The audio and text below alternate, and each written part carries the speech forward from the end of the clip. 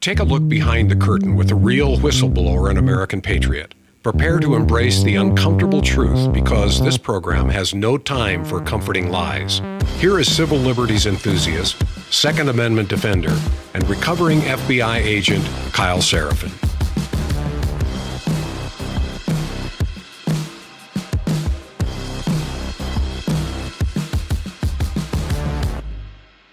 Hello, my friends. Welcome to the Kyle Seraphin Show for Friday. It is a friendly Friday, which means Steve Friend will be joining us. Today is June the 13th. Ah, it's Friday the 13th. How perfect is that? Tomorrow will be the No Kings protest, and I am expecting to have some fun with the InfoWars crew. We're going to try to go down there and enjoy some nice times and some lovely people, and hopefully we can get some questions answered by hard leftists. That sounds like a lot of fun. We're going to have an interesting show for you today. Obviously, Israel decided to get in the mix, and this was something that some people had predicted previously that was going to happen, so okay. We also have sort of the overall topic, which is that politics is show business for ugly people. And if you didn't know that, it's objectively true. And we're going to show you some of those ugly people.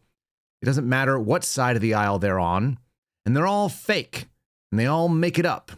But the best version of it is when you decide to go and interrupt a press conference and then you find yourself in handcuffs on the ground because everything is stupid, everything is made up, and everything is for this photo opportunity. You think you're going to be able to score a couple of extra dollars with your email blast out to the donors that keep you in office. I don't know how people continue to fall for this crap, but we're going to do it, and we've got Steve Friend here to talk to us about it as well. Before we get started, we're going to dive into the folks over at Patriot Protect. They're letting you know that there are actual real threats out there in the world. And it's not just that some senator is going to try to hit you up for some cash. How about 84 million passwords that are leaked? Could you be the next target? It was recently uncovered that AT&T had a massive data breach exposing 184 million login credentials, complete with usernames and passwords and email addresses. They were left unencrypted in the open and available online. This is the kind of data that circulates on the dark web where scammers are able to take that and then shop for their next victims. We're not talking about logins to old and obscure sites. We're talking about current passwords to your email provider, to your bank accounts, to healthcare portals, even government services. Criminals don't need to hack you. They just log in and take your stuff. If your password was complex, even if you had nothing to hide, your digital identity still could be compromised.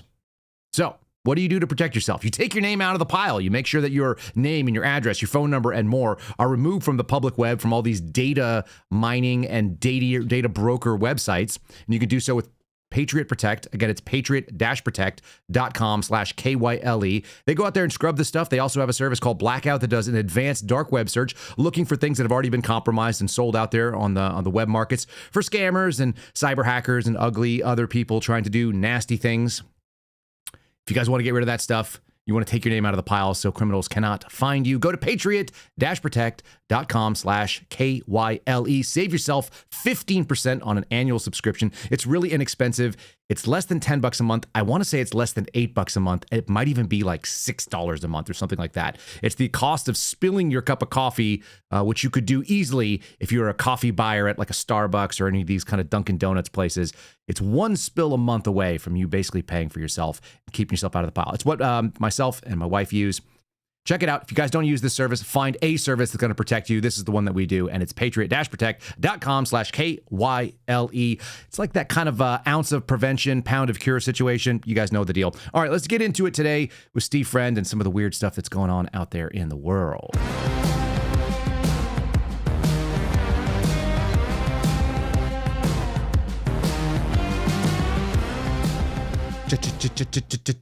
I like that song so much, Steve Friend, that it makes me hum it along. How are you doing this morning, my buddy? I'm good. I got a question, though. Do you think if ever we have a falling out, I could use Patriot Protect to scrub our relationship so that the Hollywood for Ugly people would think that I'm sufficiently loyal enough to, I don't know, be brought on to aid and assist in their attempt to maintain the status quo and not fight the fights that need to be fought? No. There's way too much video of you and I talking. Not going to happen. I guess I'm pot committed. Let's do this. You are. Yeah. Let's just keep going. Can you get a job in the federal government or no? Are you blackballed? No. Well, I mean, is that my fault? Rip it and rip it. I guess at this point, I'm doing things that are really petty and immature, like identifying waste, fraud, and abuse and tagging Doge and the FBI director and deputy director when I see FBI agents working out while on the clock 25 minutes away from the office. All yours. Go ahead and run that, just since we covered it yesterday. By the way, I got doxxed over that. That was really funny. Hey, appreciate it. Finally, some splashback against you. I covered your story that you posted, and to be clear, you know who that agent is. Oh, yeah. Yeah, so there's a bunch of people that made excuses for a guy that they've never met, that Steve actually knows, and I think you worked with. Yes, yeah, worked with in Daytona Beach. The only other. But what if he has a different shift? But what if he was like given a take-home car and allowed to do? Shut up! Why do people want to defend the FBI and particularly the FBI they don't even know? Go ahead, I'll give you the screen. Oh, they got to defend the institution because it hasn't been 6 to 8 months yet. 6 to 8 months. So yesterday, because I'm indefinitely suspended forever, unpaid FBI agent, found myself at a commercial gym recovering from my broken leg because God has a sense of humor, and he said, you got to go to a commercial gym and catch an FBI agent who was working out on the clock, paid for by the United States taxpayer. So photographed him, it's a guy I know, blocked out his face and said, hey, I'm here during the workday, but I don't have a job, so I'm allowed to be here. What's your excuse? In which you upped the ante because that's your proclivity to do, and pointed out the actual violations that went on, like the time card fraud and the misuse of an FBI vehicle, and just waste, fraud, and abuse that should probably be rooted out of government. And these are the things that I would say to the FBI director and FBI deputy director, because the things are still going on. These people are pulling the wool over their eyes, and they're not able to address these very simple things that we should all find pretty abhorrent. I think if you are manning the wall, particularly if you're the only agent on the Joint Terrorism Task Force, and if you are not there doing your job, New York goes boom because you're doing curls at the commercial gym. Weren't even that big of curls, let's be real. Then I think that was leg day. I could tell that guy needed more leg day. I saw he was kind of, he had lean, muscular, but like not meaty legs. And if you're going to go out there and do 35-pound curls, you better be like squatting 405 or more. George Hill is the only one that does leg day properly. It's so silly.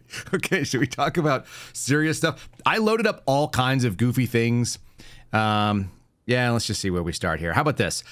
We found out that the Trump administration is going to end a DHS program designed to thwart terrorist attacks. You just mentioned New York going boom. Did you read this article from Fusion GPS, Ken Delanian? Fusion GPS? No, but I can extrapolate that you're going to be the wailing and gnashing and crying here because we have to fund the FBI playbook, or else we won't be able to have headlines about how we stopped America from going boom. All right, so the picture you guys are seeing on the screen, if you're looking in our video broadcast, is a picture of people at a makeshift memorial in New Orleans, reminding us of lone wolf attacks. This is an $18 million program designed to prevent lone wolf attacks like the one that recently occurred in Boulder, in Washington, D.C., in New Orleans, and New York. All examples of lone wolf attacks that actually happened, and that this program, which was in existence for $18 million, didn't stop. I just found it very interesting. So you read the story. Again, it's Ken Delanian. I hit him on Twitter. I'm really curious if he knows the details of how it was designed to prevent it, because I didn't get much in that way. The Trump administration is going to eliminate a Department of Homeland Security terrorism prevention program that former government officials and experts say has helped thwart attacks in the United States. No examples given. They said that they are 99% sure that it actually did what it was supposed to do. The budget was submitted to Congress. It cancels the $18 million terrorist prevention grant program, saying it doesn't align with DHS priorities. This program is referred to as the Center for Prevention Programs and Partnerships. This particular governmental program had a name, Targeted Violence and Terrorism Prevention Grant Program. And so you go to the website to find out what it is. I followed the hyperlink, Steve Friend. You'd expect that that's what I would do. And it says the following.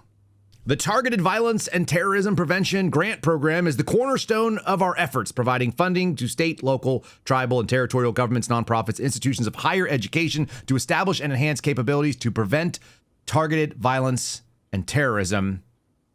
We believe that the strength of engagement is with diverse partners. The goal is to empower individuals and communities. They are very, very certain that they are not infringing on your First Amendment civil liberties. No information about what the actual program does. So just for clarity, the Department of Homeland Security, which has a budget somewhere in the area of like $120 to $150 billion. The cornerstone is an $18 million with an M grant program with local partners. It's totally not golden handcuffs that they just dole out money to some local agencies in order to get them to comply and participate with some sort of entrapment scheme because they find some emotionally disturbed person who's vulnerable that they can poke and prod and groom into making their worst possible decision, and that is agreeing to go do attack, which they were never predisposed or capable of doing, so that we can get a splashy headline one time, maybe a year, because $18 million for one, we prevented a terrorist attack, that's probably a pretty good discount for the federal government.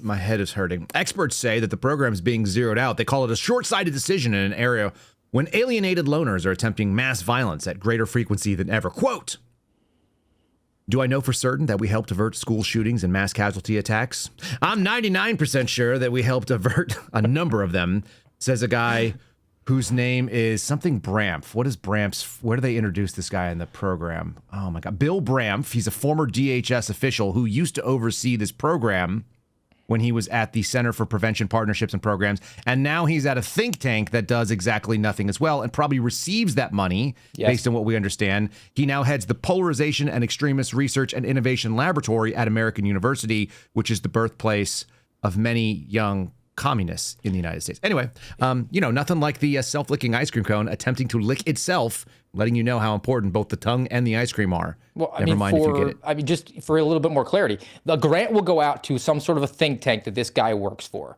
They will write a white paper, which will then be taken up by an intel analyst back at the agency, like a Department of Homeland Security, so that they can write an intel product and say, hey, look, this is really well researched by my buddy here at the white paper think tank, so I'm going to put this in an intel product, which will then prioritize what we're going to do. And what he wrote in his white paper is that we should really go after people who don't want to put an experimental vaccine in their arm because they're likely lone wolf domestic terrorists. I'm 99% sure that's going to work. Undefeated, man. Okay, so they're crying about this, and I say that like very seriously. This is an organization. This is a news media organization, NBC, that is lamenting this loss, and they are also same parent company, as far as I understand. MSNBC is mad that DHS put out the following. We should show it on the screen first. Let people understand what it is. They're very mad that this was not a paid post, Steve Friend, but a free post on the official DHS Twitter account. They posted the following poster: help your country and yourself, report all foreign invaders. There's an Uncle Sam, hanging up a poster, and it says you can call ICE at 866 DHS, the number 2 ICE. And so we'll just say that again, folks. If you want to report quote unquote foreign invaders in this nation, you could do so by call the government. You could call the government at 866 DHS2 ICE. Now, I'm not trying to just be clever and funny, although I don't hate doing that. I actually do have a funny picture on the wall, which I'm going to show you guys. We're showing you the widescreen shot of the whole studio. If you look over here in the top left-hand corner, Steve, I've got this very funny picture from 1935. I'll tell you what it says in a second. But if you're listening over on Rumble, make sure you guys have given us a like. If you're watching on YouTube, same story. It's at Kyle Seraphin over there. Give us a like. If you're watching on locals, you guys could join the chat on the bigger places, but we appreciate you at KyleSeraphin.com. Make sure you guys join if you want to support us financially. We really appreciate it. This is the whole studio. This is the entire operation right here. You're seeing it. And then lastly, at KyleSeraphinShow.com for all of you that are over hanging out on Spotify. We appreciate you guys watching over there. That picture on the wall that you just saw, Steve, it says, theft from your government is a theft from you. Report government thefts to the FBI. Somewhat funny in light of the fact that people who are doing time card fraud are actually stealing from the government and therefore from you. This seems like an objectively good thing that the government should investigate, like theft from the government or foreign invasion. That doesn't seem like it's out of bounds. It's not political in any way. That's anything close to like what you would saw a couple of years ago when Biden administration was at the helm and they were using Twitter with the official accounts for all these agencies, and they're putting pictures of like women with orange nail polish that were like on the verge of making out as recruiting posters for the FBI, right? Yeah. Okay. So we're gonna let Botox McStringy Face here talk about how this is very offensive because she thinks this is a paid advertisement, even though it is quite clearly not a paid advertisement. This is literally a free post. And here's a guy who's gonna let her know that this was probably written by Vladimir Putin. I have very mixed feelings about showing this to both of you. It is news, but it is news from the Trump administration. It's a post from the Department of Homeland Security that they put on X, advertising a tip line with a poster that reads, quote, "Help your country and yourself. Report all foreign invaders." This is your taxpayer dollars, regardless of who you voted for, if you pay taxes. Your taxes are paying for this ad being disseminated on Elon Musk's platform X that says, quote, "Help your country and yourself. Report all foreign invaders." General, did Vladimir Putin write that? He might very well have. I'll tell you, one foreign invader we could deal with is Elon Musk. But having said that, I mean, it's just absurd that we would, that Americans and our strength in our democracy is our ability to take so many different cultures and so many different religions and make something great. And that's what we've done throughout our entire, diversity has been our strength. And when you look at that, it taps. So I just cut that off. I just couldn't listen to it. That was a brigadier general. That was communist Tim Burchett, right? That's totally the vibe that I got off of him. He had that Tennessee folksy accent. And then he had that Ukraine America flag. We had to hit every high point except January 6th. So that was a big fail on the behalf of MSNBC. She did. The Botox face, who she was endeavoring not to move her lips at all, either to express anger, frustration, joy, laughter, because she probably can't because she's injected just so much of it into her face. And we got to say Russia, and we got to say this is your taxpayer dollars because they're fiscal conservatives over at MSNBC. And Elon Musk, who's no longer part of the administration. And I thought they liked Elon now because there was supposed to be some sort of billionaire feud we covered down on last week. It's not really a coherent message, which I think the communist Tim Burchett is probably the best spokesperson for because they're kind of like rambling twits that don't really say anything of any substance or consequence. I don't know what that lady's name is, but somebody accurately pointed out in our chat that she's always tired and bored when she's doing her job. Like, she has that sort of like terminal white lady syndrome where she just can no longer even. She can't even stand to even. This is just, and it's probably because her face is so paralyzed that she's unable to do it. Again, this is the very offensive. Don't ever do this. Don't go to a Home Depot, see a bunch of illegal aliens hanging out outside, and call 866-DHS, the number 2, ICE, ICE.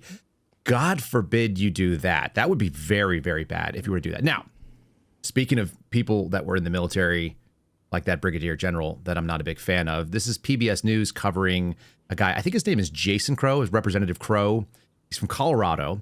He advertises himself as a father and as an Army Ranger, but I'm fairly confident he wasn't like a Ranger Battalion Ranger. I think he might have been just like a Ranger. He went to Ranger school. Ranger. Like a Tom Cotton Ranger. Got it. Like a Tom Cotton Ranger, yeah, who I've seen do push-ups and was very unimpressed with.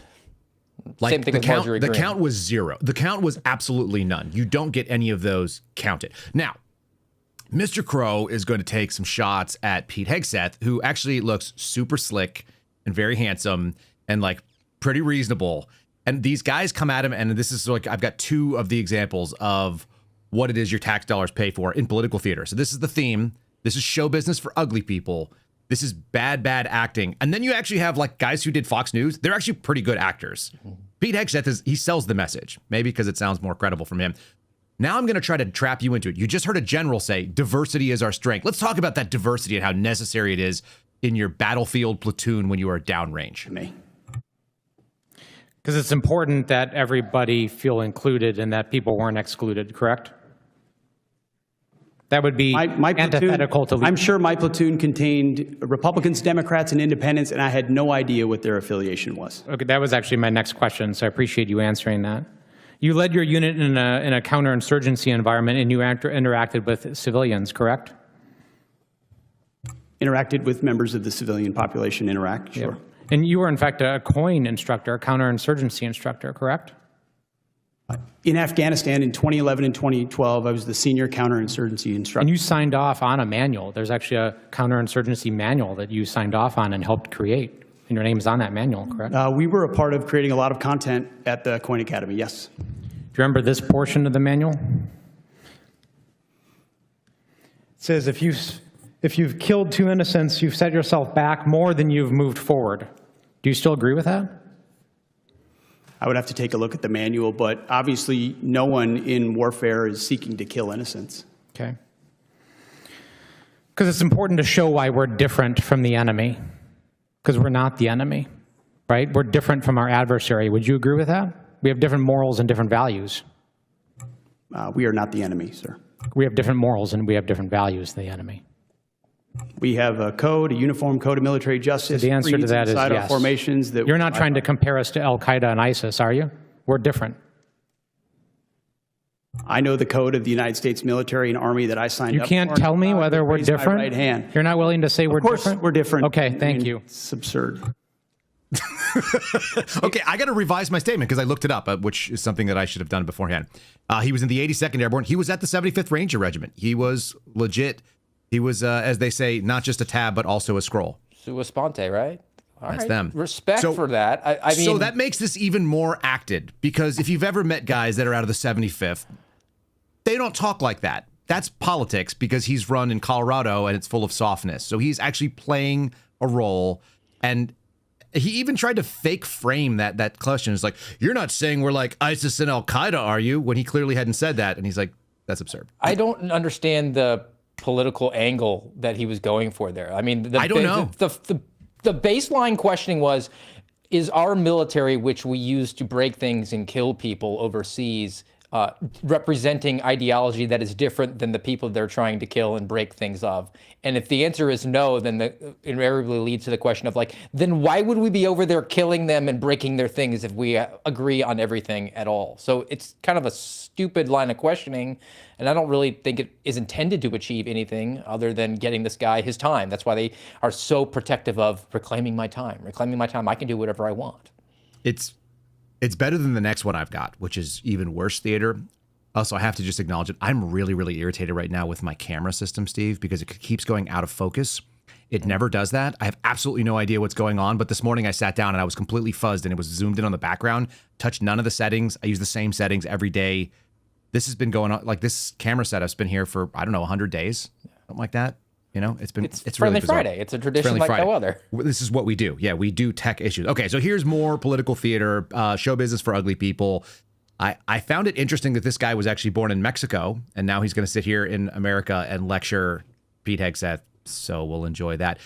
Pete Hegseth is not even worth his time or questions. That's how important he is. Do you think political allegiance to Trump is a requirement for serving our nation, either in uniform or a civilian in the department? I'm incredibly proud, as are millions of Americans. No. Not today, Hegseth. Yes or no? Congressman, you know what a silly question that is. But silly enough to warrant a Constitution. very straightforward answer. Yes or no? We all support and defend the Constitution of the United States. You know what? Proud I'm not going to waste Trump. my time anymore. You're not worthy of my attention or my questions. You're an embarrassment to this country. You're unfit to lead. And there's been bipartisan members of Congress that have called for your resignation. You should just get the hell out and let somebody competently lead this department. Mr. Chairman, do we not have any decorum in here? Thank you very much. I yield my time. Gentlemen. Seriously, do we not have any decorum? Like, what was that? And by the way, like I said, he was born in Mexico. His name is Carvajal. Who can't pronounce the word competent when he's trying to say that you're incompetent. Well, he's from another place. Diversity is our strength, Steve. We need Mexican. Does diversity include people that are so fat that their neck can barely fit into their dress shirt? Yeah, that's who it includes.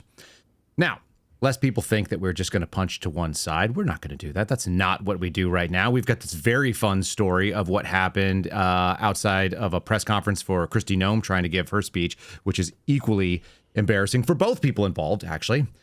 Senator Alex Padilla was taken into custody for a little period of time.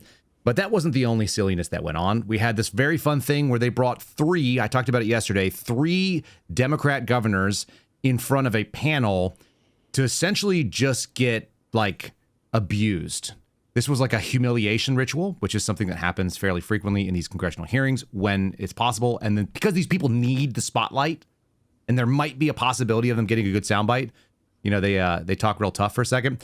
We're going to go there in a second. I'm going to show you a couple highlights of just what we avoided by not putting Kamala Harris and Tim Walz in. So girt your loins for that, Mr. Friend. Oh, I love some Tim A. Walz jazz hands. Let's do this. It's so bad. Let's go ahead and say first, thanks to the folks over at Blackout Coffee who support this program, and they support my brain functions, which is also very helpful. No joke. Blackoutcoffee.com/KYLE. Folks, we've been telling you about Blackout Coffee for a couple of months now. If you haven't gotten on the support train, let's break it down. It's not just another coffee company. They're a brand that's built on hard work and grit and American values. Started the same way we did this program, including glitches and all. I'm sure they had their own problems. Starting out of a home garage and growing into a large warehouse where they're roasting all their beans, hired 30 hardworking Americans that can pack up all of their products and send them out to you in quick order. It's blackoutcoffee.com/KYLE. Use the promo code Kyle. Save yourself 20% off that first order and maybe even subsequent orders. I just ordered up this morning 2 more 5-pound bags. If you don't think that coffee is part of your survival regimen, maybe consider it again. If you don't have your cup of coffee in the morning, are you functional? Are you like my wife where you end up with a headache in the afternoon and you realize it because you skipped a cup of coffee or you didn't drink enough? You're going to have that problem. Maybe you need that in your survival bag even. Blackoutcoffee.com/KYL. You can even check out their instant coffee, which we have a box of those. Get some of that stuffed in. It's like freeze-dried little coffee particles, and you just throw it into boiling water so you can make that part of your survival pouch so you can still be functional and still fight whatever sort of evil forces come for your family, whether it's doxing trannies like we had here or whether it's something else going on that you just need to be out and be keeping your life in order. Check out blackoutcoffee.com/KYLE, blackoutcoffee.com/Kyle for that 20% off. And we appreciate them and their support. We got a funny little trailer coming out with them pretty soon too. Steve, you're not a coffee guy. So what do we do with you? I just fuel myself on rage and half almonds to start my day every morning. It's done pretty well for me. I mean, I only have like sometimes broken bones, but that leads to me being able to picture FBI agents who are wasting and abusing their privileges as members of the government. So it all sort of works out. Let's talk about abusing the government real quick. You ready for this? This is a litany of Tim Walz's greatest hits regarding illegal alien support and not American citizen support. And it's just kind of like a smash cut in his face. This is how, I think is it Emerson? I'll have to look this guy up again. But this is what we avoided and the policy mindset. And of course, Tim has, Timmy. That actually should be Timmy from South Park. Here we go. Governor, I'm going to run through a series of facts before I get to my questions, so let's get started. Governor Walz, you signed the Health and Human Services Omnibus Bill into law in May of 2023. That bill expanded Minnesota Care to provide free health care to illegal aliens. You signed the Higher Education Omnibus Bill into law in May of 2023. That bill allows illegals to have their college tuition paid for by the state. You signed the Driver's License for All Act into law in March of 2023, and that bill allows illegals to receive driver's licenses. So, you claim you're not a sanctuary state. You just provide free health care, free college, and driver's licenses to illegal aliens. One reason you're here testifying before us today is because you refuse to cooperate with ICE. While states like Florida and Virginia empower their law enforcement to detain and remove criminal illegal aliens, you, sir, have done just the opposite. You're a disgrace. You're not competent to lead. It's the exact same thing.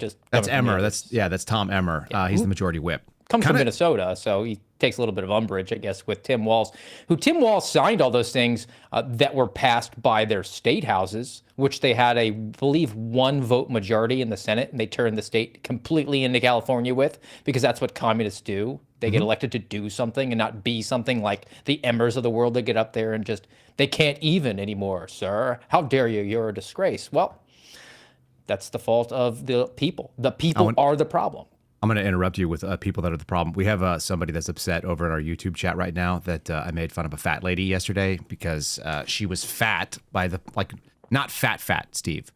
Like 3+ people fat, like 350 pounds fat, maybe more. Like a person ate a fat person. Gotcha. Like a person ate a fat person and then kept eating afterwards. And not only that, but she also claimed that she was on SNAP benefits and welfare for like 21 years, which we extrapolated also meant that she was probably a diabetic, which is almost a certainty that she had congestive heart failure and various other health problems. And because of her income level, she was getting medical support from the federal government for her fatness, which was being fed by the federal government. So you and I are both paying for a fat lady to be fat and then the health care to keep her alive while she was still fat. And that's what happens when you get Medicaid. By design. Let me just also throw this out there as an interesting thought. I don't have health care. I have no health insurance. And I haven't since I lost my job. I actually realized that it was probably just a scam, that I never need to go to the doctor. My kids don't need to go to the doctor. I actually have emergency medical equipment if something bad were to happen. And if we had to, I guess we're self-insured because we'd pay out of pocket. In any case, kind of interesting. I remember there was a punk rock, like what do you call those things? Album cover back in the day, and I can't remember who it was. I'll have to remember. But it was like it was like starting from like the human beings that were like, monkeys or whatever. Then it was like showing the evolution of man, and it went to Homo erectus, Homo sapien, and then it just showed a huge fat guy. I think it was called Fat Rec Chords. That was the name of the album, or the name of the publishing company. And the last evolution of man was Homo humongous. This is like the Wall-E, right? That we saw in the Pixar movie. Effectively, they evolved so far that they're sitting on chairs that hover around and they're looking into screens to talk to the person that's next to them because they're too fat to turn their head. They actually would have had that in Idiocracy, except they didn't do fat people sitting on the toilet. It really would have been fatter people than they had. President Camacho was kind of jacked. Yeah, he was super jacked. Yeah, it was the only thing that Mike Judge missed out on, that like it wasn't this person sitting on a toilet watching the Kick in the Nuts channel. I am a single mom of 4 who are ages 21, 17, 12, and 11. I would like to tell you my story on how SNAP benefit has helped me. Sorry. Go ahead. You're doing good. Yes.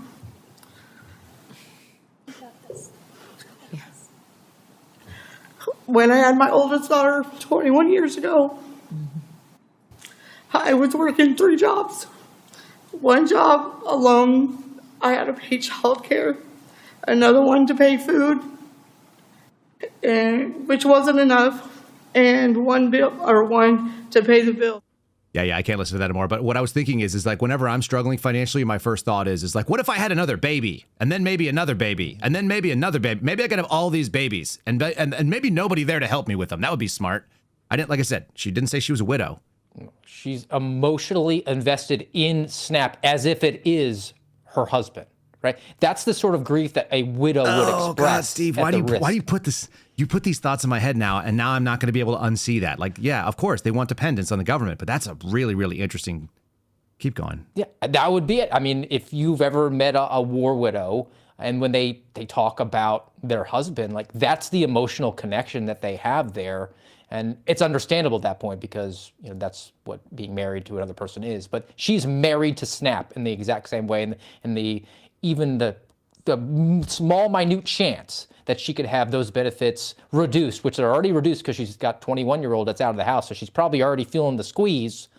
That is breaking her, and she is just, we've done this to her. Like the government, which is run by ugly people that Hollywood couldn't co-opt, creates programs to get that person on them so that they have more problems and that they can create more programs for them.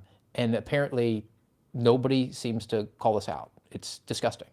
Well, what does that have to do with political theater? It has to do with the fact that they thought that was the best representative of government, like food assistance, was somebody that looks like she's not just eaten enough to survive for the last 21 years. It looks like she's actually eaten the children that she was supposedly supporting. I guess they couldn't find some sort of like Aleutian Islander little person who was a tranny.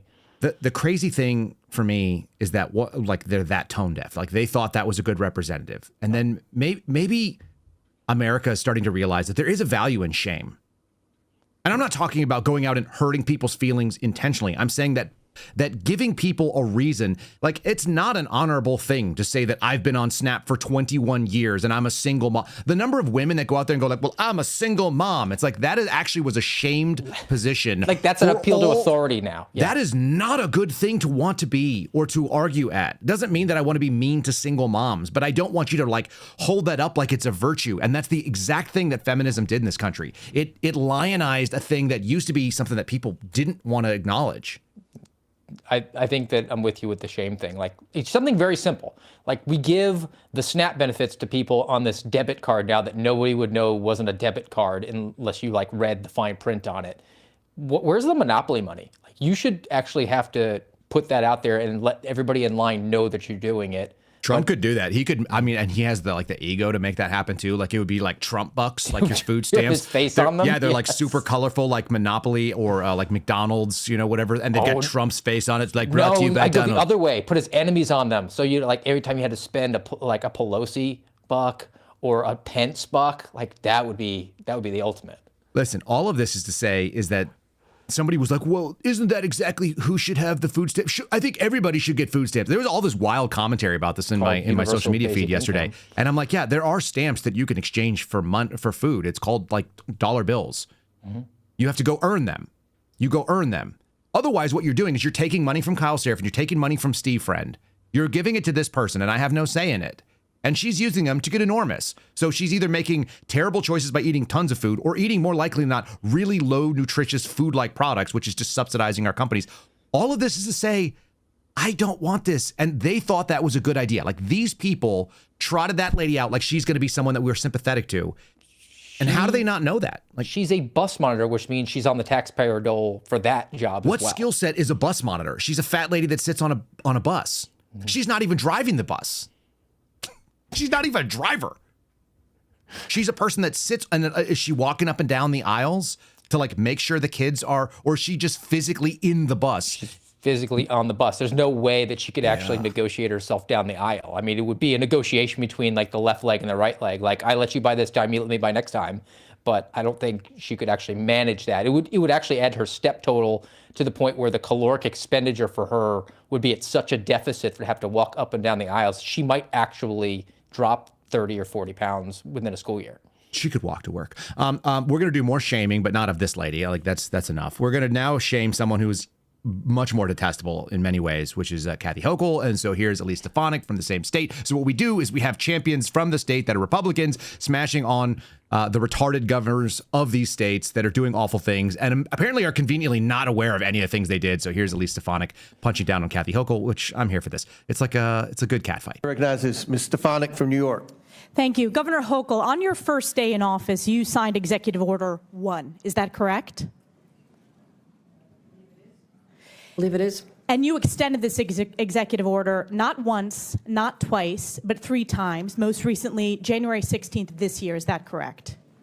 If that's what your facts show, I signed countless executive orders. I would assume you'd know it's Executive Order 1. And this is a continuation of your predecessor's sanctuary state policies, correct? Is included in that. I want to be sure we are defining sanctuary state properly. I'll define it for you. It is the policy of the state that state officers or employees shall not disclose information to federal immigration authorities for the purpose of federal civil immigration enforcement. It goes on to say, law enforcement officers may not use resources, equipment, or personnel for the purpose of detecting and apprehending any individual suspected or wanted for violating a civil immigration office. Law enforcement officers have no authority in the state of New York to take any policy action solely because the person is an undocumented alien. So, like, in other words, like, that's what a sanctuary is. Let me define it from your executive order. It's so good. Well, Elise Stefanik sounds like she really cares about state politics in her home state. So maybe she should go do that as opposed to being on high at Congress where she can't really affect change at the state level in New York, because Kathy Hochul will just take her lumps there and realizes that game recognized game. Oh, Elise, you'll get your little viral moment here, but then I'll go back to New York and stand up at the lectern and say, like, you don't like my policy, move to Florida, and I'll get cheers. Or you could move to Minnesota and have this guy who doesn't remember what he said because he said so many absurd things that they you could just drag them out and throw them in front of him, and he just blinks. Because he's like, yeah, probably said some retarded stuff. He's got that Alex Jones moment where he's like, I'm kind of a retard. Like that's kind of what I'm kind of retarded. Here it is. Watch. He's like the gay Alex Jones. How about when you went on Anderson Cooper, Governor Walz, and you said, how high is this wall? If it's 25 feet, then I'll invest in a 30-foot ladder factory. Do you think that helps our federal government carry out its law enforcement, its border security, and policy operations? When did I say that? You went on Anderson Cooper and said that. You not remember saying that? Because you've said so many outlandish things that you can't even keep track of. He talks about this wall. I always say, let me know how high it is. If it's 25 feet, then I'll invest in the 30-foot ladder factory. There it is. I hate them all. I hate them. Like, how does Eli Crane from Arizona grilling Tim Walz about policy in Minnesota help anything in Arizona or the rest of the country? And Tim Walz, I think, is great because he was like the Navajo wind talker for the Democrats to be able to communicate with men, and he's basically just sitting up there like, yeah, I'm kind of a retard. I just say dumb stuff. You want to know the best thing about Eli Crane is that he came through the little tiny town that I was staying in when I had no house and no place to live. So I was staying with my folks in Payson, Arizona. So he came through Payson, Arizona. He's the representative for that area. And he was 5 minutes down the street at the GOP headquarters there. And I knew all the people at the GOP headquarters. They knew me. They were big fans of what we were doing. They showed up at the radio station. I sat and did interviews with them as well at my dad's place. And we said, hey, is Representative Crane available for 5 minutes so I can come and tell him some of the problems that are going on? Now that he's been elected to Congress, let me tell him about some of the FBI stuff so he can be well informed about it. Couldn't make time for me, ever. Eli Crane, I was 5 minutes down the road and I said I would work around their schedule. And essentially we were told the congressman really doesn't want to meet people like this right now. He wants to go ahead and just get it off. They bubble wrap these guys too. Like they don't know anything. Yeah. I mean, and somebody pitched this idea to Senator Alex Padilla. This is a fantastic, I don't know who this benefits. Probably everybody. America loses, but these politicians are going to raise money on it. Here's the video that made me laugh. This is from our main thumbnail today. This is what got the man thrown on the ground. So we're going to do with like how it started and then how it ended and then what Kristi Noem thinks about it. We're going to do like a 3-part piece. This is FBI dudes grabbing a sitting U.S. senator who's being impolite at a press conference that also doesn't matter. I'm Senator Alex Padilla. I have questions for the secretary because the fact of the matter is a half a dozen violent criminals that you're rotating on your heads off. How many of our ICE agents have been doxxed for doing their duty, how they have been targeted. What did we just see right there? The most contrived fake acting possible, because this is what they do. He goes in, he screams his name, Senator Padilla here, and I have questions. But no because question. The fact of the matter is I haven't thought past this point, and I really just needed to one-up the congresswoman in New Jersey because she got indicted, but I need to be handcuffed on camera. Meanwhile, my staffer is sitting there filming it on their video phone. Because the staffer didn't fail. The staffer got the money shot, and here it is. Hands behind your back. He's on his knees. He won't go down. Stop resisting. Other hand. Lay flat. Lay flat. Other hand, sir. Other hand. What a clown. He doesn't want to give his hands up, so they're going to... And these guys are acting like this is a real serious threat. That's my favorite. This is DHS police. He's this is like their Super Bowl.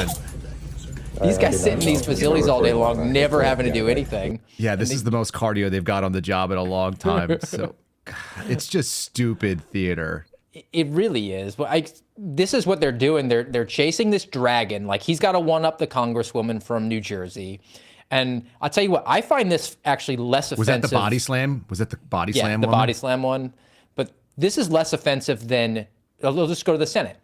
We had breaking exclusive from Daily Signal a couple of days ago that stalwarts, Republican conservatives. I lost you. Are Mike Lee, Josh Hawley, titans of the Senate, are coming together to write a condemnation letter against James Comey. That's what this is all about. It's just whatever I can create in order to get my name in a headline that says exclusive or breaking and can you chip in $5 to my campaign because I couldn't cut it in Hollywood. Let me hit you with a Fox News alert. Thank you very much. It's good to have you with us today. We all saw what happened in the video of that room when he was physically taken out, and you heard just now his response, and I understand you had a personal conversation with him as well. So what do you want to say about all of this? You know, what I would say is we were conducting a press conference to update everyone on the enforcement actions that are ongoing to bring peace to the city of Los Angeles. And this man burst into the room, started lunging towards the podium, interrupting me and elevating his voice, and was stopped, did not identify himself, and was removed from the room. So as soon as he identified himself, appropriate actions were taken. But I would say that, I had a conversation with the senator after this. We sat down for 10 to 15 15 minutes and talked about the fact that nobody knew who he was. He didn't say who he was, that until he was already had been lunging forward and people were trying to detain him for quite a period of time. And that this, we're leaders, we're public servants. And if he had requested a meeting, I would have loved to have sat down and had a conversation with him. That theater, K-fob. Why does she look like a sentient blow-up sex doll? That's what boomers like, man. They want to see that.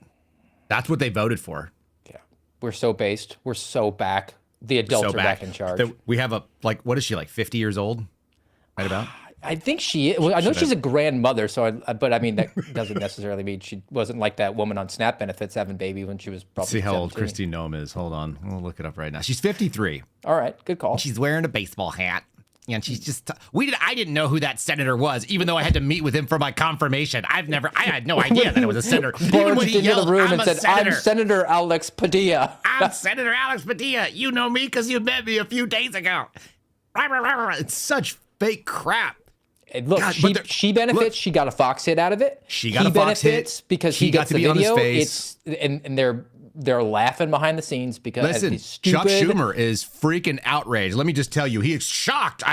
He's shocked that the manhandling of a United States senator, and he wants to know what the hell is going on. So saith CBS. The lawmakers are demanding answers. They demand them. There should be a hearing about this because we're public figures. We're leaders. He said, hands off. I'm Senator Alex Padilla. I have questions for the secretary. I don't know what they are. I didn't get that far in my scripting. I just knew it. Get pulled off. FBI involved. Jeez, shut up. I hate these people so much. It's so contrived and so fake. God, and it so plays fake. so well. It's pro wrestling. And they are all laughing behind the scenes. They're like, can you believe the gig that we have pulled over we pulled the wool over so many people's eyes that they think that this theater is the news. Like, this is really hard-hitting and important things when there's actual things that are affecting people's lives. Just give me President Camacho with the machine gun shutting everybody up by spraying the roof of the joint session of Congress, please. That's what let's just do idiocracy if we're going to do it. Here's another good idiocracy thing. The Trump administration can now keep control of the California National Guard troops. Appeals court rules. Last night, the breaking news is that the judge in the Ninth Circuit actually said that he could not be in charge of the National Guard. But the best part of that order was, Steve, because it was a temporary restraining order, the judge also immediately stayed his own order. So he ordered that Donald Trump could not take control of the National Guard in California, but he also stayed his own order pending an inevitable appeal, which was overturned overnight. And now we have Trump temporarily back in charge. Why is that? Because we're about to have some ridiculously, possibly staged protests starting tomorrow in all the major cities across the United States. They're expecting 50 protests in 50 cities in 50 states minimum. That's the hope for the No Kings. And we're also, take it back to why does the judge do this? Not even for safety. The judge is a communist. They don't care about safety. They like to see things burn and people get hurt. That's what they exist to do. That's what Marxists are all about. But doing this and giving the initial restraining order, that gave the victory to the organization which brought the lawsuit so that they can go on their website to their donors and say, we got this victory in court. Meanwhile, the judge just immediately stops it so that there's no personal accountability from this judge. So it's off of his or her conscience when the guard has to crack down because cities are on fire. All right, so here's ABC News saying it. Early on Thursday, a federal judge in California issued a TRO, temporary restraining order, that would have blocked the Trump deployment of California National Guard troops during protests over immigration raids in Los Angeles and returned the control back to Governor Newsom, who did not consent to the Guard's activation. The order was set to take effect at noon on Friday, so it wasn't effective early. He actually stayed his own order until today at noon, but then they had magically a 3-panel judge in the Ninth Circuit Appeals issued an administrative stay of the lower court's order and set a new hearing for June the 17th after the proposed time of this activation and the riots that are supposed to be scheduled. It's all so contrived and made up. Again, this is theater for ugly people, nonstop. That's all we get. We don't get real. It doesn't make any sense that it's all contrived and obviously contrived because, in effect, a United States district judge is telling the commander-in-chief of the armed forces that he doesn't have control of the armed forces. So, let's just go back and say, hey, I know you're on the verge of Operation Overlord here. You're about to storm the beaches of Normandy, but some podunk judge in Missouri was like, I'm just going to say you can't can't do it. You can't have those troops there. Like, that's not the way that our government works and our country works, and we all know it. But we had to make sure that the individuals or organizations that brought this lawsuit got their headline victory, say we won in court, and then we'll go back to status quo. Nothing's really going to change. We just got to keep the institutions going forever. That's the goal. Let's take a quick break over here and say thanks to the guys at Hat Jerky. Guys, I got to just order some up myself. It's matthatjerky.com/KYLE if you guys want to save 20% on a fantastic product. It's a really good snack. Sometimes it's the only meat that your kid might eat.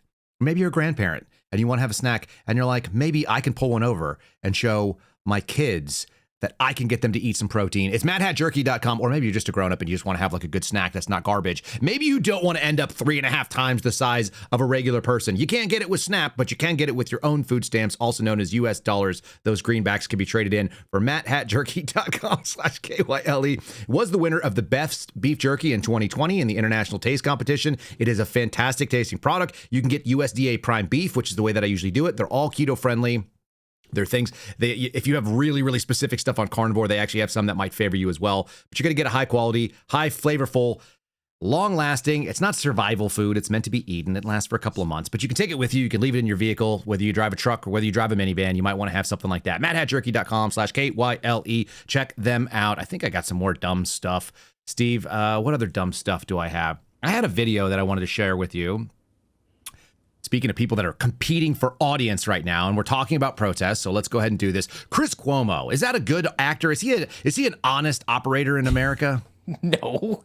He's going for whatever audience at the network that he's on. So he was on CNN. He said, tell me what sort of peaceful, what does the Constitution say that peaceful protests, and the protests have to be peaceful? It's like, well, where does it have to be peaceful? Right? But also he really hates communists. How do I know that? Because now he's at News Nation, which is like center right, and tries to go get a new audience. So he's rebranded himself as this, like, not conservative. What is he? He's reasonable. He's what Gavin Newsom was going for. Reasonable. Here he is reasonably talking about commies funding all the protests, which may or may not be true. I just didn't hear him talk about that in 2020, and they had a big microphone to do so. These protests are fed by dark sources with a desire for our destruction. One of the main players in organizing and funding the Los Angeles protests is a group called CHIRLA, CHIRLA, acronym, Coalition for Humane Immigration Rights. They have received millions in government grants and state grants. But now reports are showing that there may be a foreign link, specifically from China, funding and organizing these protests. The pro-Chinese far-left Party for Socialism and Liberation, they're known as the PSL. They are working with CHIRLA, helping fund the protests in Los Angeles and maybe elsewhere. Remember, all the parties in China are controlled by the CCP. So this is China. And the party is pushing to destroy capitalism and the West. This is its agenda. This is what China wants. They even have a term for the effort. It's called the smokeless war, where they have this theory of how they'll destroy the West without actually taking to the battlefield. That's what they did during the anti-Israel campus protests. The PSL worked hand in glove with anti-Zionist student groups and helped organize and fund the Columbia campus encampments. Now it gets scarier. Where does the PSL get its money? Enter Shanghai-based socialist billionaire Neville Singham. What's really funny is Alex Jones has been covering this for probably like upwards of a week. Now you've got Chris Cuomo, so it's legit. Well, Chris Cuomo, who's got no credibility because of coronavirus, where he was saying that ivermectin was horse paste and you shouldn't take it, and the virus likely didn't come from a lab, and he did this over and over and over again, and then all of a sudden he got coronavirus and did this whole like giant thing where he lived in his basement and faked it and came out and he got the gene juice, and now he claims that he takes ivermectin because he's got long COVID, not the fact that he's vaccine injured. And it's okay for him to take ivermectin, but he won't admit that that was an effective part of a treatment for the chest cold that was the reason we had to shut down the global economy. So he has no integrity and no credibility at this point. And that's unfortunate because the information he might be presenting there might be accurate, but I'm not going to take anything he says seriously. We've also got MSNBC that is writing a headline saying, is the Justice Department seriously pursuing Trump's paid protesters conspiracy theory? Anybody who's seen what this looks like would realize that that's not professionally printed signs. Of course they're paid. Yeah, of course they're paid. It's real straightforward. We've also got Fox News 11 coming out of Los Angeles talking about FBI arresting a man who is accused of handing out riot gear during LA anti-ICE protest. I'm really on the fence with this one, Steve. This guy kicked a bunch of like expensive is relative. These were like between $40 and $50 bionic face shields. So it's just it's not a respirator. It could cover a respirator, but it's a face shield. Like it stops splashes or, rocks or whatever else from hitting you in the face. It's not riot gear. It's actually lab equipment, but it is ballistic rated in so much as it's like Z87 rated. So they arrested this guy that's on the screen right now. And his name is Alejandro Theodora Oriana. I think that's right. And this is a charge I've never heard. So I'm going to give you your weigh in on this. How much do you know about this? Anything? No, this is fresh. Okay, fresh for you. He was arrested on an allegation of conspiracy to commit civil disorders. That's a violation of 18 USC 371. That's what they've got him on. This is what they went after a Patriot Front for in Coeur d'Alene. Well, that was a local charge, conspiracy to riot. Similar, yeah. It's a federal version. This is a felony. It holds up to 5 years, so it's like kind of like a mid-level felony. 5 years is kind of like the entry-level felony in my experience. That seems like a really light charge to have on this guy, and they probably don't have much. I assume they're hoping to get more by executing warrants and digging up the finances behind it, yeah? Yeah, they're either that or they're hoping to maybe flip him and have him get bigger names up the line. What do you think about arresting these people like without having a whole lot out there on it? Again, that's the actual charge is conspiracy to commit offense or to defraud the U.S. government. If 2 or more people conspire to commit any offense against the United States government, this is how broad it is, or any agency, then they can be punished by this, which could be a misdemeanor or it could be a felony, depending on what the underlying crime would be. And how overt was his action? I mean, the question is like, he stood in a pickup truck with no mask on and handed out a bunch of things to people. Pretty overt. And I mean, it's not like he was, sending messages to his people who he thought were his friends about like, hey, you guys should go get masks for me that I don't have access to. He actually took the overt act of acquiring the equipment and was interfacing with people who were planning to engage in violent actions with the police. I think it's way more strong than you typically get out of a federal government arrest, an FBI arrest of something it's related certainly to more proactive, right? It's definitely more proactive. Again, my concern is are you pre-criming this? That how do you know that these people are going to commit? Like, you can go out and have a peaceful protest. If I showed up at one of those protests and somebody was handing out like, protective glasses, I probably would pick some up. So does that mean that I'm conspiring to riot, or that I've just looked around and seen how nice it is in Los Angeles and decided maybe I don't want to have a rock in my eyeball? This guy has a weigh in on it. Los Angeles is actually not nearly as bad as we're all making it out to be. So I've got this. We're going to have a little bit of humor.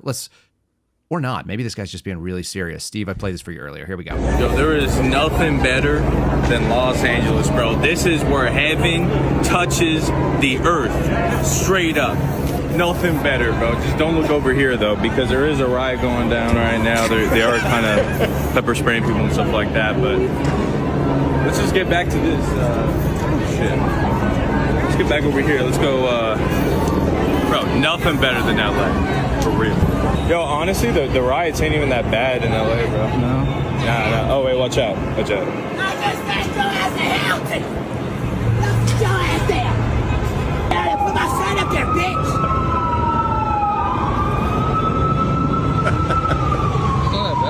That's not that bad here. It's not that bad.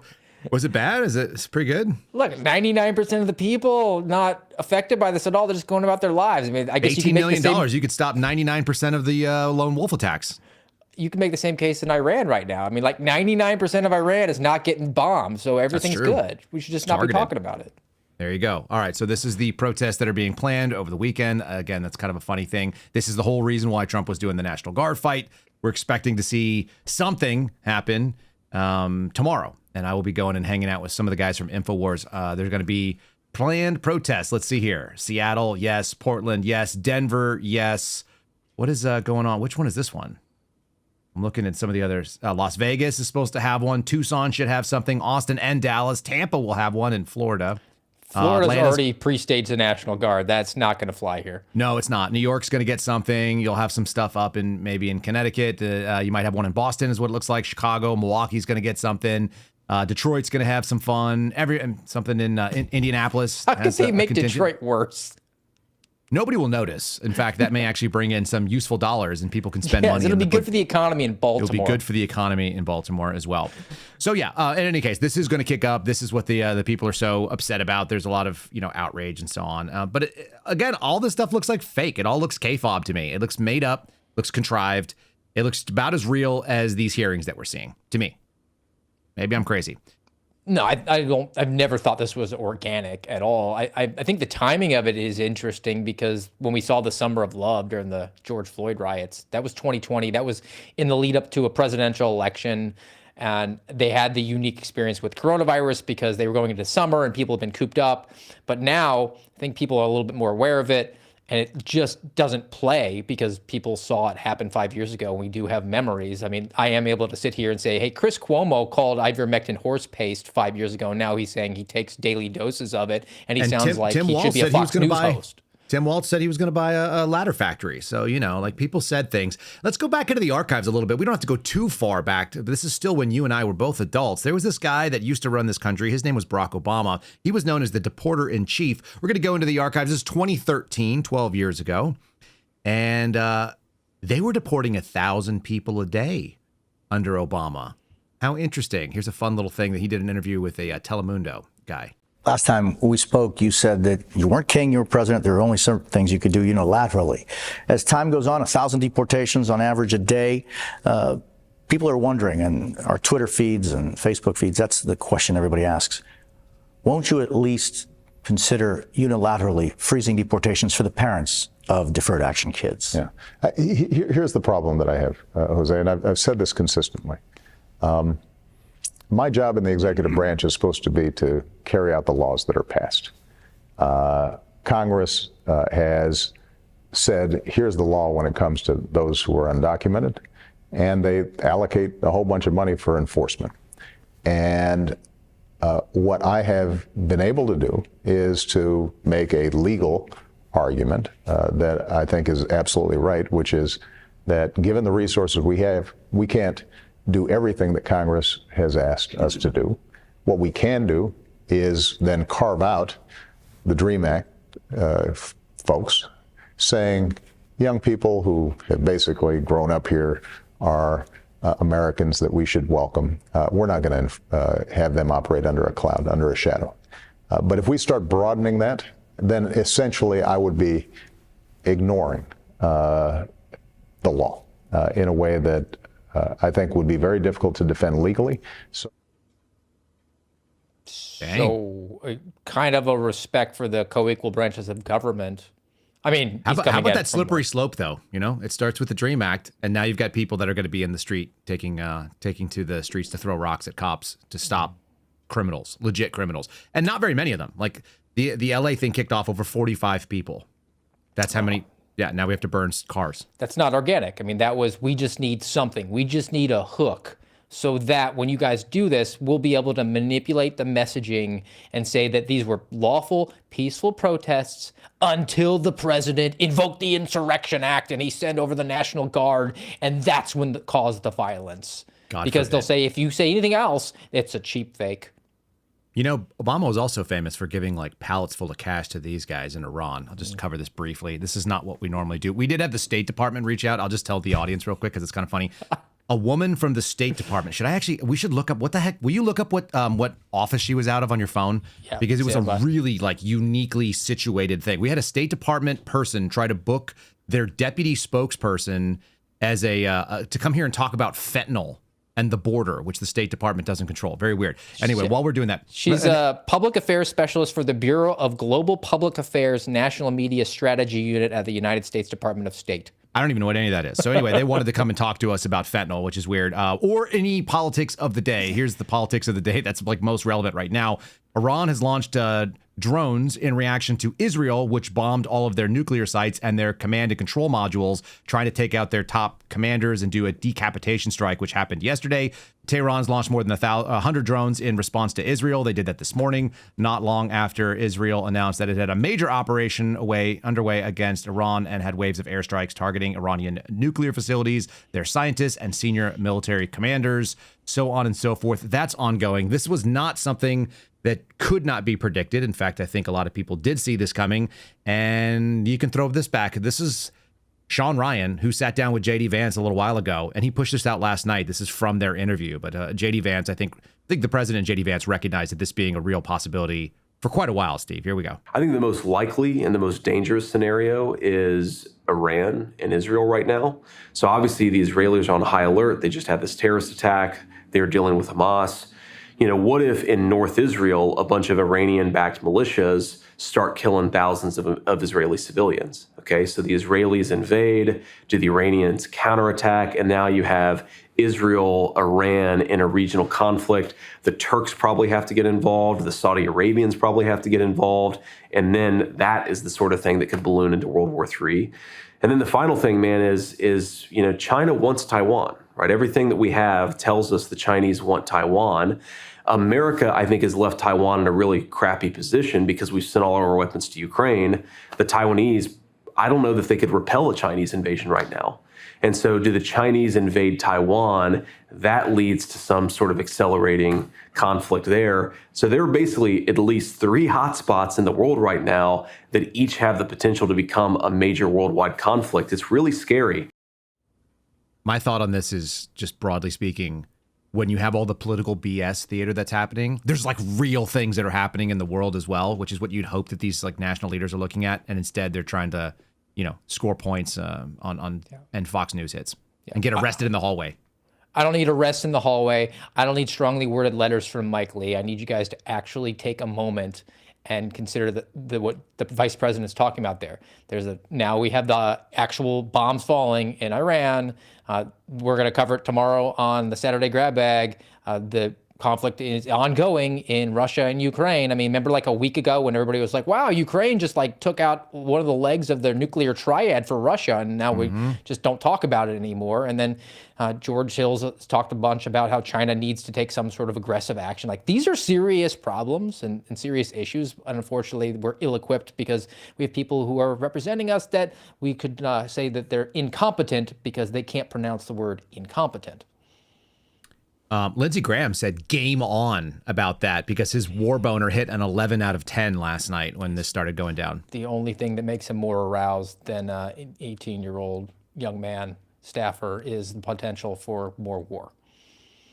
So gross. It's so gross. All right, you brought it up. What's going on in the AMRAD this weekend? You said the grab bag. Anything else you guys are going to cover around them? Yeah, well, so at GOB Actual, he couldn't be with us for tomorrow. So George Hill is going to fill in on the spot. He's my favorite United States Marine. He took the place of Chesty Puller. And we're going to cover down on Russia, Ukraine, and also how the suspendables might be vindicated with revelations about how IPM, Integrated Program Management, was part of the January 6th manipulations, and lots of other fun stuff like bug burgers are no longer okay to eat. So join us tomorrow, 10:30 Eastern Time, rumble.com/amradpod. Steve, would you do me a favor and read this PSA that might have been funded by Putin just for people that might see foreign invaders in their country? Only if I can do it with I have too much Botox in my face. Send it. Look. Send it however you like it. Help your country and yourself. Report all foreign invaders. ICE. 866-DHS-2 ICE.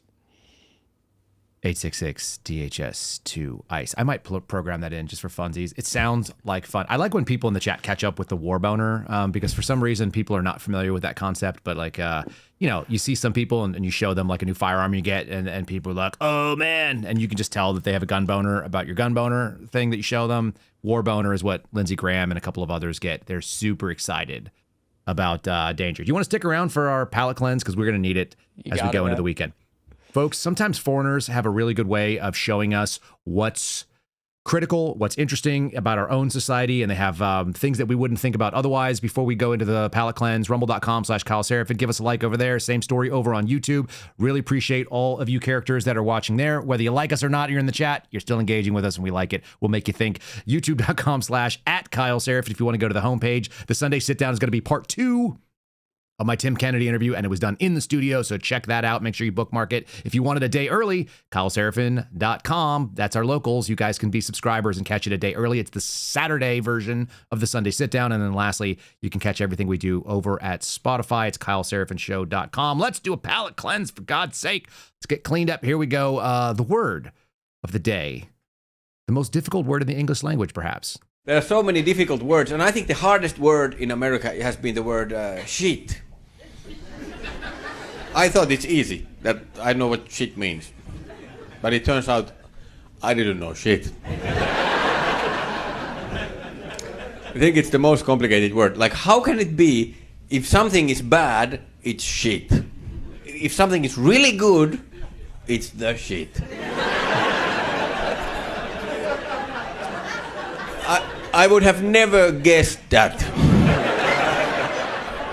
I had to study that shit. So important, the article. Like if I give shit to you, that means that that I'm telling you off. But if I give a shit, then I care.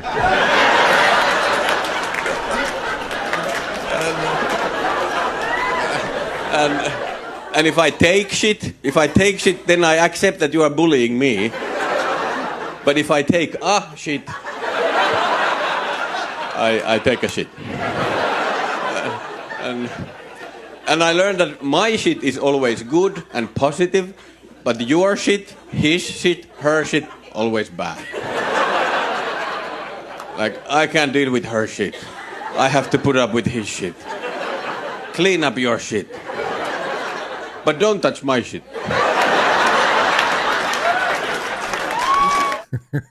Yeah, there's a little bit more of it. We'll post that maybe over on the locals. That seems like a good thing. Yeah, properly use your words, folks. It's important. Thanks so much for joining us for the program. We love all of you. I hope you have a great Father's Day. For all of you that are fathers, go out there and tell somebody who is a father that they did a good job. If they did, let them know that they got to get in line and get their shit in order if they didn't. God bless you. We'll see you guys on the other side of this weekend. Have a good one. Thanks for listening to The Kyle Seraphin Show, streamed live weekdays on rumble.com/Kyle Seraphin. Follow Kyle on Twitter, Truth Social, and Instagram @Kyle Seraphin.